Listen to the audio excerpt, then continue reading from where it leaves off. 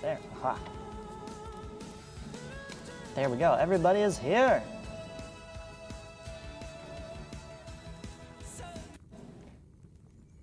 All right, I guess I gotta stop the fun music, start class. Good morning, everybody. Welcome to Wednesday.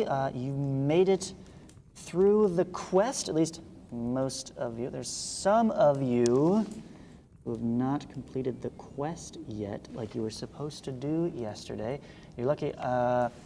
We're in such a situation, and I'm such a nice, generous person, that I will allow you to still start it, even if your first time, for the rest of the week. It is open for retakes. It is a quest. It is on Quizzes, so it is open for retakes the whole week. So if you haven't even started and gotten a score on the board, you have until Saturday to do so. At which point it is over, and I take your best score, even if that means 0. So get that done ASAP. All right, that out of the way. I think we deserve a little bit of a break, and we should have some fun today, which is why I have designed our task for today is the Geometrivia scavenger hunt. Okay? So we've got, let's see, 9 of you, so let's put you in groups of 3. So I will make breakout rooms here on the Zoom. And then you guys can work together on this thing. What is this thing? It's a mathematical scavenger hunt, okay? So here's the premise.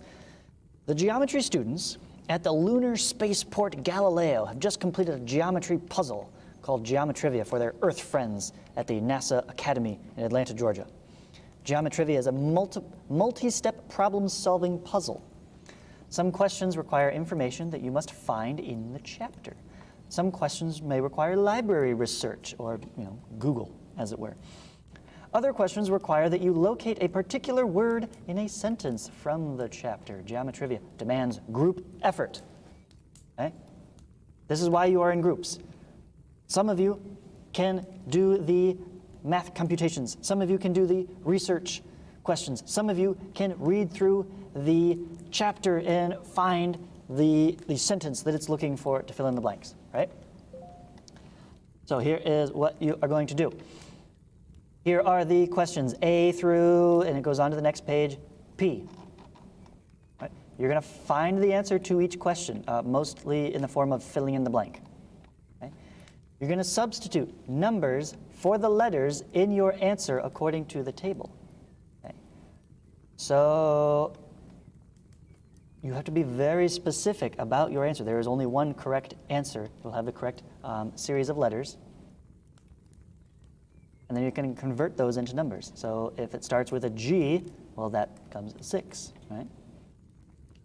A starts at 0, right?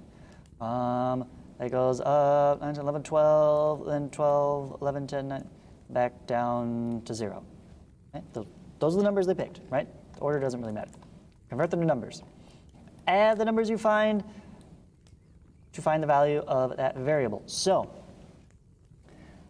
I will give you one for free here. There's a very tricksy one. It was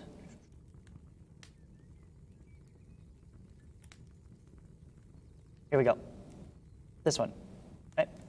This is a quote straight out of a question there in the textbook in chapter 1 of the Discovering Geometry textbook. Okay, so you open up, and I attached it right here, chapter 1 of Discovering Geometry, right? And you go down. This one happens to be towards the end. Spoiler alert, there's another one that'll be about some folks in a race that is also at the very end. And I'm trying to remember, is it actually in the review? Here it is. Question 51 of the chapter review. Jiminy Cricket is caught in a windstorm. So the answer to that blank is cricket. And so you'll then take C-R-I-C. Okay, you take, right? Back to here. C is worth 2. R is worth 8. I is worth 8. So you'll add those up. 2 plus 8, and so on for the rest of cricket. And you'll have a number, right? So far it's 18. C-R-I-C, one more, so 20, right? K-E-T. So that number, right, add them all up, you'll get a number. That's the number for D. Okay, so the variable D is now 20 or 36 or whatever that ends up being. You will then substitute the value into the formula to calculate the value of the giant X. Okay? So you take D and you go, oh, here's this giant math formula at the end. Crazy big equation, right? And we'll find D is right here. We'll put in our 36 or whatever, right? Add up all the numbers for the letters of cricket to get the number for D, and that goes right there. And then very carefully, order of operations, find your ultimate answer for X. Okay? It's fun. I think it's fun, right? Because it's challenging, right? It wouldn't be interesting if it was easy. Okay? This is a challenge. See if you can do it. Okay? Push yourself to the limit. But it's a low stress, low stakes kind of thing.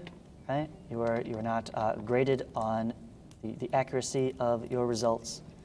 It's just for participation for today as a fun little activity, something you can group up and work on. All right? Any questions then on how that's going to work?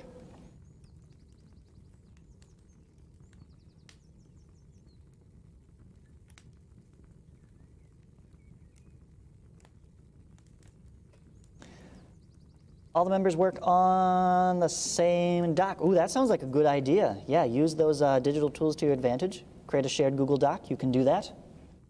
Excellent suggestion, Alejandra. I'll have to remember that for the other classes. I'll mention that to them.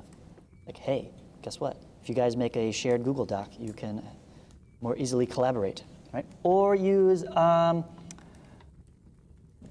Whiteboard Fox. Let's see, I've got my...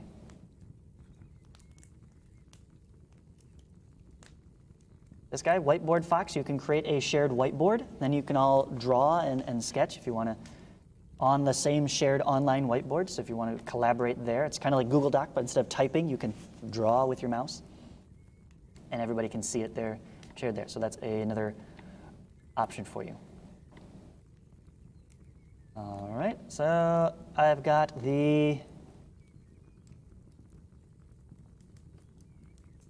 rooms here. There's no final questions. I'll send you to your breakout rooms and you can begin. Okay, go.